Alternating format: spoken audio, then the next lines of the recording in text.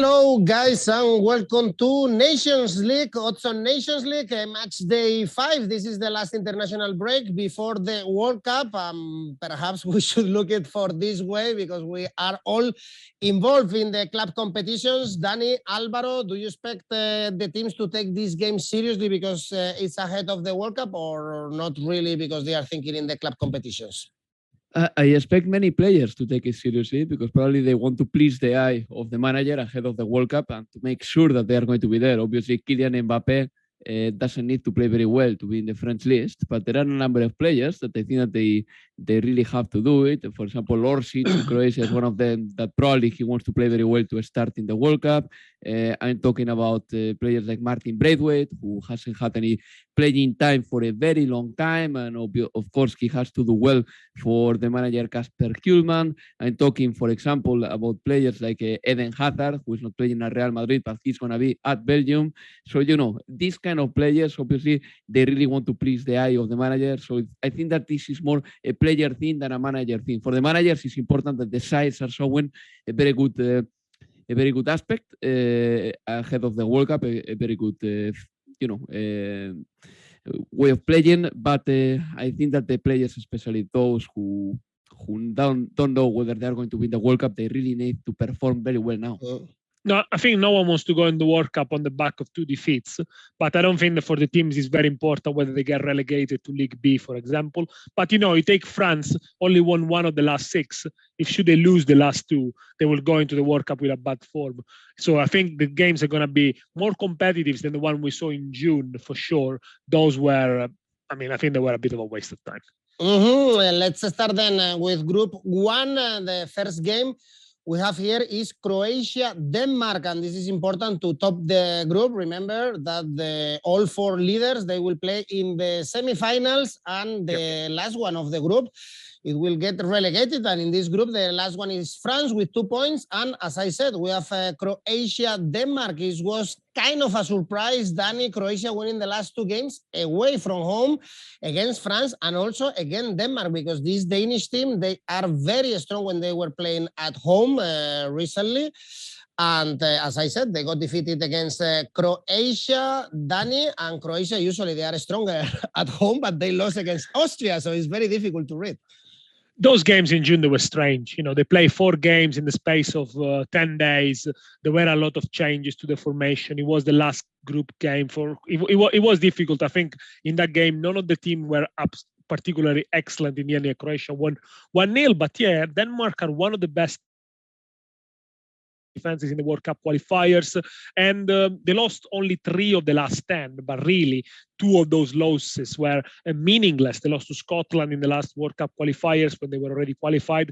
They lost a friendly against Netherlands, and that 1-0 defeat to Croatia. The good news for Denmark is it's the same group of players that played the Euro, so they're very tested, very experienced. They know the system very well, boosted by the return of Damsgaard, who's been injured for so long for Sampdoria. Now he joined Brentford. So again, it's another option they got there in midfield or in attack.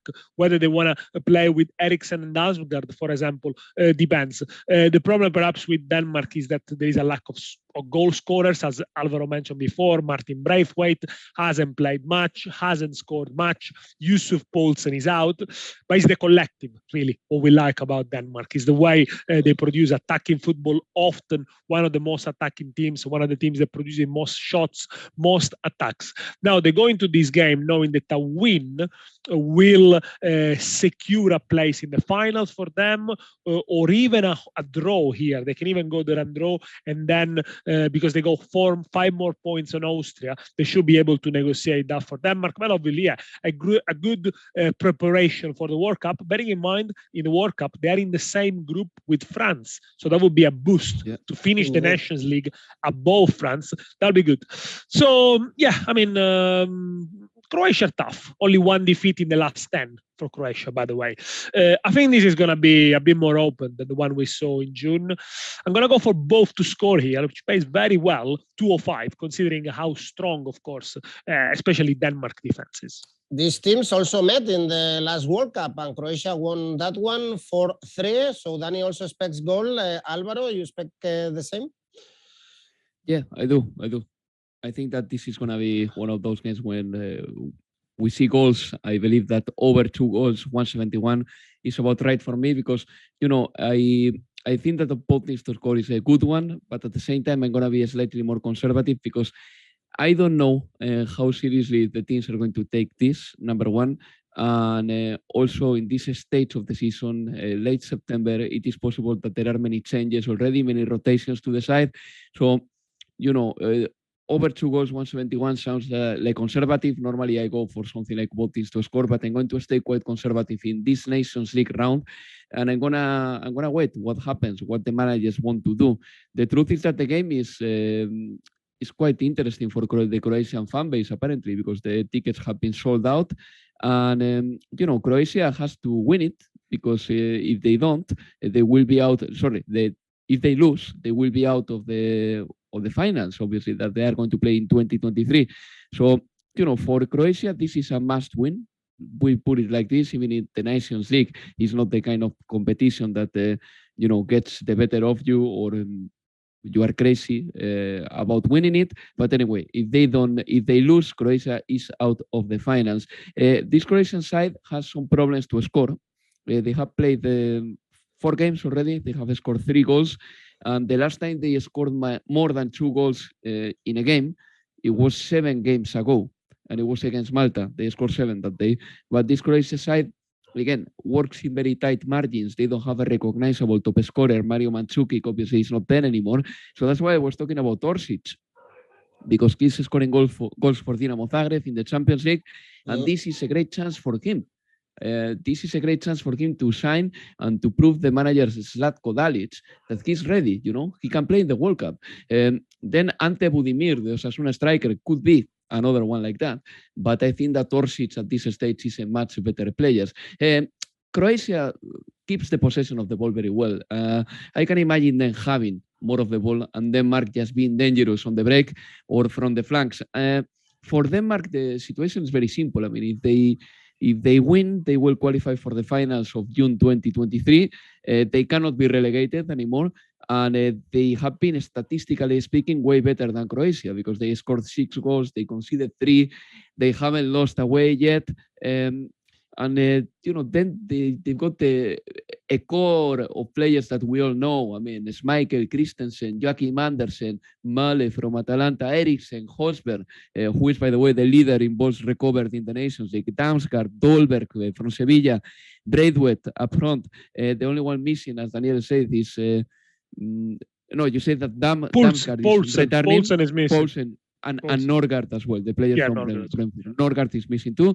But anyway, I think that Denmark is one of these very good entertaining sides in Europe right now. So I think that, as I said before, over 2 goals, 171 is good for me. And looking ahead, I'm going to go for Croatia to win the group. That pays 191, and I like this one because now they are playing at home. Imagine that Croatia beats the Danish side. Well, the last game of Croatia is against Austria, and I don't think that Austria will be in the final. So those will be my 2 bets. Yeah. And the next game in this group is France-Austria. They are fighting to avoid relegation because France in this Cup of Nations League, they are awful, only 2 points. They lost the 2 home games, no victories in the last 4. They are here without Benzema. And you talk about players, Alvaro, that is important for them in this international break. But in the case of France, I would say about the team, because I'm not convinced about this Deschamps team. Of course, they are the world champions, but they should play better with the squad they have, and they should beat this Austria that you just have to remember that they won't be in the World Cup. They are rebuilding themselves. So this is a very, very important game for France, in my opinion. I think that these are some important 10 days for the French national team. Yes, I agree with that. They are playing against the only side in this group that doesn't play in the World Cup. So they should beat Austria. But in this case, I think that France is looking for a convincing win as well. This will be important for them after not doing very well in June 2022 and after being kind of disappointing in Euro 2020. Yes, France needs to improve, and they will be relegated if they lose. By the way, this will be bad for French football reputation. Obviously, they cannot reach the finals either. So France is a little bit in the middle of nowhere right now in this Nations League. No Benzema, no Pogba, no Kanté. These are players that are important for France. Let's see if they go to the World Cup. Benzema is going to go, but I mean, let's see if they recover properly. And then, some others, they've got fitness issues as well. For example, Rabiot, he got a fitness issue. He was originally called, and, at the end, he's not traveling with the French squad. Then Boubacar Kamara from Aston Villa was called, and he picked a really nasty injury last weekend. So the manager, the Shams, has to pick finally Jordan Veretout. I hope that he's not jinxed like Rabiot and Boubacar Kamara. But in the same way that I was saying that Martin Braithwaite for Denmark has to prove his worth, I think that France has many players that have to prove their worth ahead of the World Cup, because the absences of Pogba, Kanté and Benzema open up opportunities for these players. Koundé, Saliba, both having a really good start of the season, but not regulars in the French lineup, they have a chance here to shine. Also, Camavinga, Guendouzi, Tchouaméni, especially in midfield, now that Kanté and Pogba are not there, they've got a really, really good time to earn a place in the team. And Ousmane Dembélé, let's see if he makes it to the lineup, but at the moment he's playing very well for Barcelona. So I think that France, or the French players as well, they really have something to prove here. They play against Austria. Austria will be safe from relegation if they win. Again, I don't think that this is a factor that makes you go crazy to play the games. It's about your image, about how you play, about how you please the manager. It's again for Ralf Rangnick, one more, a manager that left Manchester United in June. And Austria has the usual suspects, one really good player per line, I would say, with Alaba, Arnautovic, Savitzer.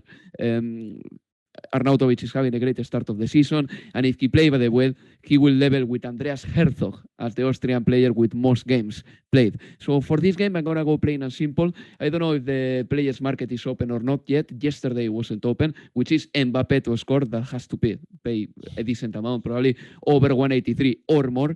And an Asian handicap plus 1.75 for Austria, because I think France is going to win, but they are not going to demolish the Austrians. Asian handicap plus 1.75 for Austria, 157. I like it, and I agree with you. Reverse fixtures was 1-1. Mbappé scored in the 83rd minute back in June, and France were really poor. I think especially in the first half, Austria could have scored at least two. I think Rangnick is having a good effect on the team. They needed a change after a very disappointing World Cup qualifier with Franco Foda. Let's see now if they can actually start playing a little bit more of attacking football, because in the Nations League, they were very much of a counter-attack team, low blocks, but they got the players that Alvaro mentioned to produce a little bit more. Arnautovic, as you said, they had a great season so far, 6 goals in 7. Savitzer, of course, from almost being sold from Bayern Munich, now is back in the starting 11. And, there's a very experienced side with a lot of players that play in the Bundesliga at the individual level. One stands among all, Gregoritsch having a good season at Freiburg. They're missing a couple of interesting ones. Leimer, I think the Leipzig midfielder, is one of the best holding midfielder in the Bundesliga, is injured. 𝐜𝐭𝐿𝐴𝐧𝐧𝐞𝐜 from Wolves, another good striker up front, could have been a good replacement for Arnautovic. Also missing. So, I think Austria are going to give it a good fight. They only won in the last 6, the Austrians, but they've scored in 7 of the last 8. So they are a team that can hurt you, perhaps more on the break than proposing football. But let's see if Rangnick changes something. For France, breakdown very well by Alvaro. As he said before, no wins in 4. This is a low-scoring team, France, surprisingly, considering the players they have. And I'm not sure so many young players at the same time they're gonna produce the effect that Deschamps wants. I think they're gonna struggle here, France. They might win it, but they won't trash Austria. I'm gonna go for one bit more speculative. First half draw that pays 256. All right, you both see France having some trouble against Austria. They need the victory to arrive in good hype to the World Cup. And also on Thursday, we have Group 4, and here we have Netherlands and Belgium fighting for the top of the group, although Netherlands have 3 points of advantage. The first game we are going to analyze, Dani, is Belgium-Wales. Belgium, usually they are strong at home, but they lost 1-4 against Netherlands. They also beat Poland 6-1, so a lot of goals when they are playing at home. Alvaro mentioned at the beginning, Eden Hazard been not in form, even without Benzema, he's not playing at Real Madrid, and when he does, he's not outstanding, to say the less.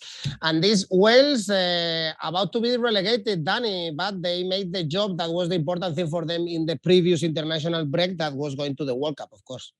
They will be relegated for me, but I think you cannot take that into account because they were not helped by the fixtures, considering that the World Cup qualifiers playoff was postponed because of Ukraine, and the Russian invasion. They were not helped by the fixture. They had to play Poland 3 days before playing the final against Ukraine, and then afterwards they had other 3 days and they play a Nations League game. They played a second string team. They were okay, but they lost, as we all expected. Then against the Netherlands, they lost 2 games. They conceded late goals. You all felt like a big friendlies because obviously they achieved the historical qualification. Now, when people analyze Wales, they always say it's a group of players that play in the low leagues, in the low divisions in England. This is a League One team. This is a Championship team. When they come together, it counts for nothing because the team spirit of the Wales team is second to none. They are very organized and they know how to do the job. Having said that, I think they are one of the weakest teams in this league, Nations League,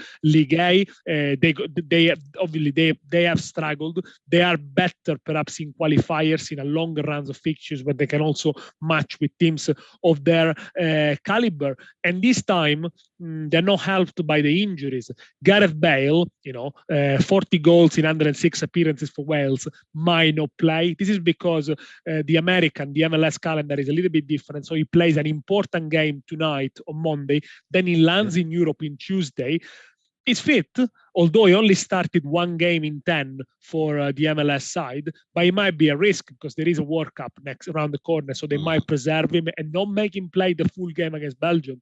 Also without Davis, without Joe Allen, without Ramsey. They need at least 1 win from the last 2 games to stay in League A. I don't think they're going to get it and they're going to go down, but that's fine. It's mission accomplished because obviously they qualified for the World Cup. They only won 4 of the last 11, by the way, Wales, but they always scored at least once. But that's when the star players, or some of them, are on the pitch.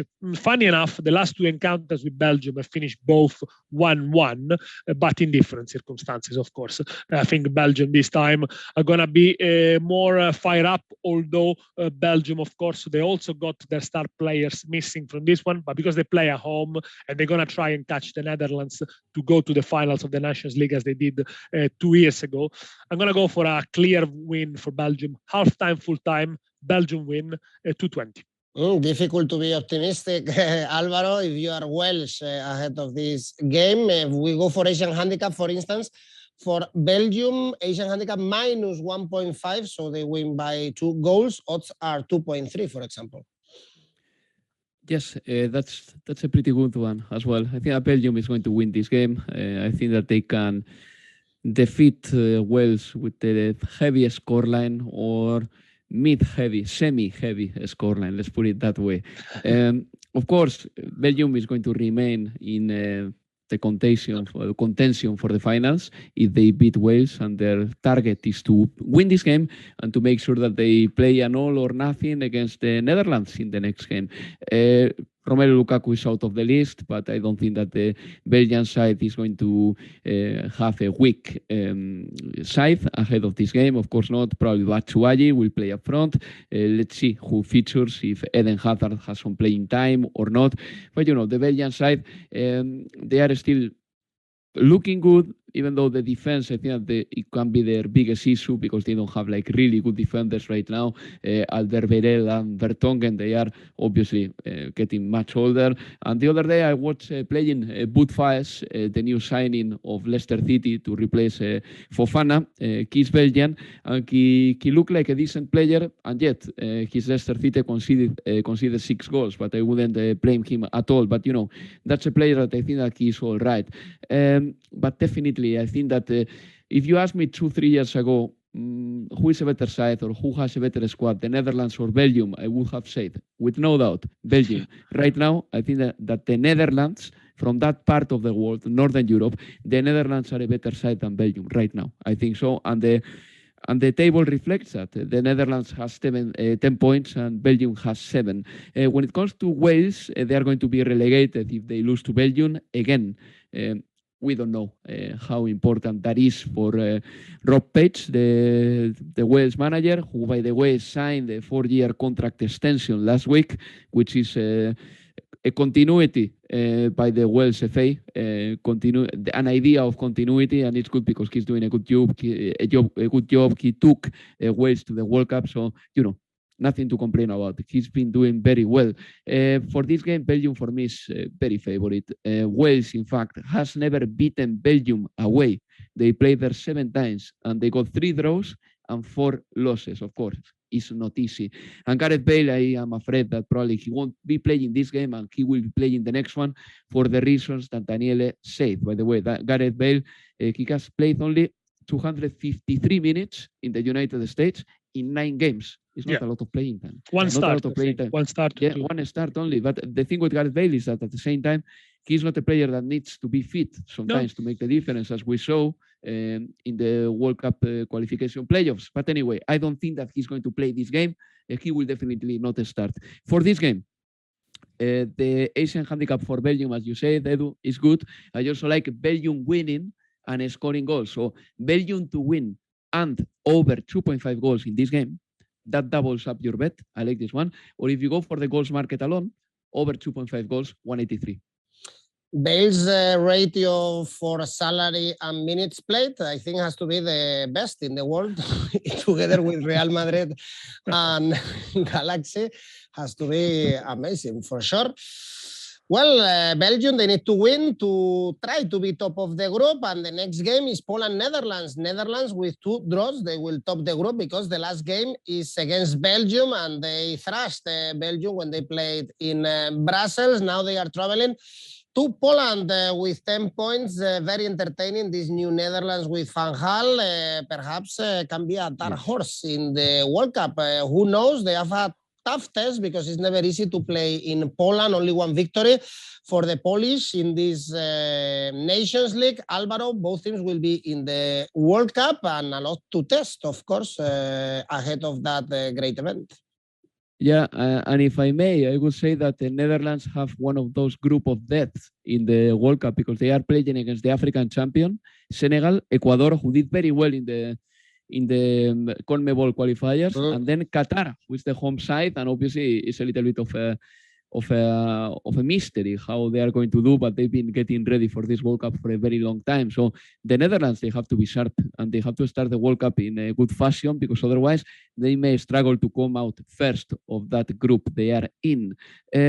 But yes, for this game, the Netherlands, they know that they will qualify for the finals if they beat Poland this time and if Belgium doesn't win. For example, that would be like a combination that would help them.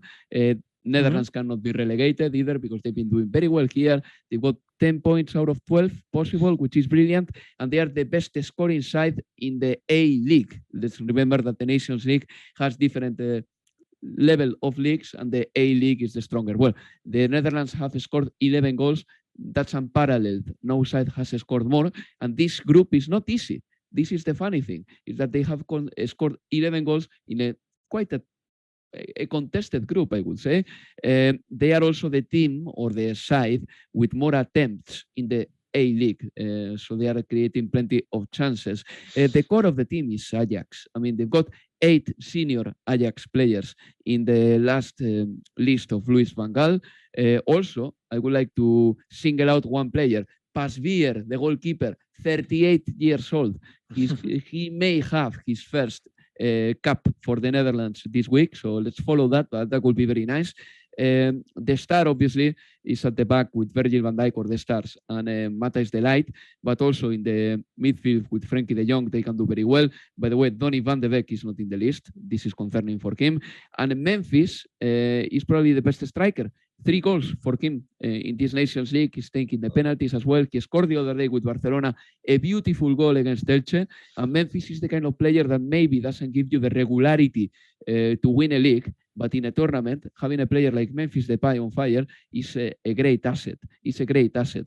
The Netherlands are going to score in this game. I'm pretty sure about that because they have scored at least once in the last 13 games. Normally, they don't leave a game scoreless. So, I'm going to back the Netherlands to win 2-10, and I like over 2.5 goals, 191. Why do I go for the goals market as well? Number one, because the Netherlands can score. Number two, because Poland has a player like Lewandowski, and Poland has conceded in the last 4 games. So they have been leaky in this Nations League, and the Netherlands are scoring, and then the issue with the Polish goalkeepers is a funny one as well, which creates obviously some imbalance at the back because the manager, 𝐬𝐭𝐚𝐲, had to bring in 4 different goalkeepers because Szczęsny is having some physical issues. We saw in June that the manager had to rotate all the goalkeepers. He used 3 goalkeepers in the June window. So, I think that all these doubts make this game a high-scoring game. So, as I said before, over 2.5 goals. I like it, but Netherlands to win, I like it even more.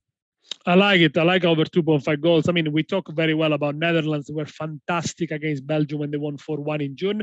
They are obviously unbeaten against Van Gaal, but they're not perfect. I think they are susceptible to mistakes too at the back. No clean sheets in the last 6 for Netherlands. They score a lot. They do concede. And, we talk about the star players, obviously at the back, Van Dijk, De Ligt, De Vrij, maybe De Vrij less of a star of the previous 2. None of them are in a particularly great form at club level. Van Dijk is at a very difficult start of the season. He suffered a lot, especially in the Champions League against Napoli.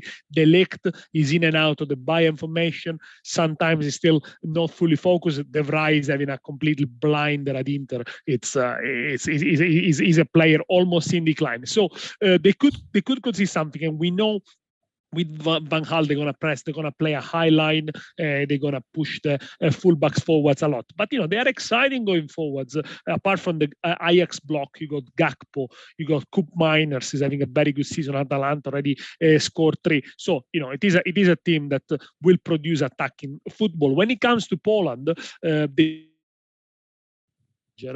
recently for the World Cup qualifier playoff, and he got the job done. But this is only the 6th games he manages after they've been through a few managers, including Paulo Sousa. 3 defeats in the last 10 for Poland, but they score in 9 out of 10 last games. So again, it is a team that we always expect to do a little bit better, a little bit more, not only because they got Lewandowski, but they don't quite produce, but they do go on the score sheet. It is a very experienced group of players. Some of them are going for old, over 30s, but you look again at the individual performances in the Nations League, they're doing well, especially in Italy. Most of these players do play in Italy, by the way, the Polish. 𝐬𝐭𝐴 having a great season at Napoli, won yesterday at Milan. Milik, good season with Juventus, impact sub, scored. Piontek, decent as well, play for Salernitana. Glick, the captain, now he plays in Serie B for Benevento, but there are more. And of course, the aforementioned Lewandowski, who's having a great start of the season at Barcelona. Everything suggests there should be goals here, not only from one side. I think both to score is a good idea. Both to score and over 2.5 goals will probably boost your bet. Yes, I went for over 2.5 goals. Last time I checked, it was 2, but it's gone down now. 1.9. We'll stick with over 2.5 goals. Poland is going to be in the World Cup. Remember, it's going to be funny, that game with Mexico, because they are with Argentina, Mexico and Saudi Arabia. So we expect Argentina to go through, Saudi Arabia to go to their homes. And let's see if Mexico or Poland qualify. But before, they have to play this game against Netherlands, a good test for them. Let's see if we see many surprises, how seriously teams take these games, if they are good friendly games, as Dani used to say, or we see a lot of competition.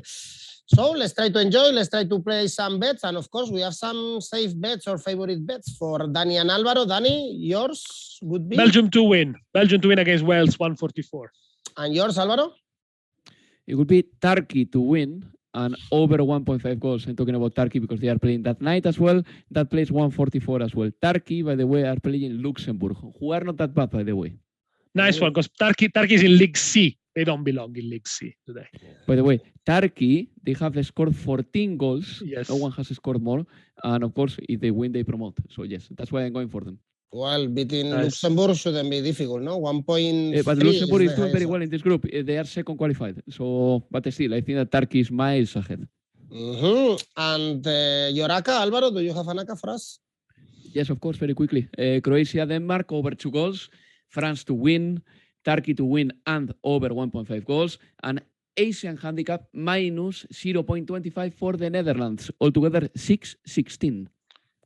I go with mine. Croatia, Denmark over 1.5 goals. Belgium to win. Asian handicap -1. Poland, Netherlands, both teams to score. Total odds 4.35. Okay, plenty of games on Thursday. We mentioned the ones in League A, but of course there are, as Alvaro remember us, some other games like Turkey playing. For instance, then guys, thank you. We will analyze all the Nations League during this international break. So stay tuned and don't forget to press the like and subscribe. Thank you guys. Bye-bye. Ciao.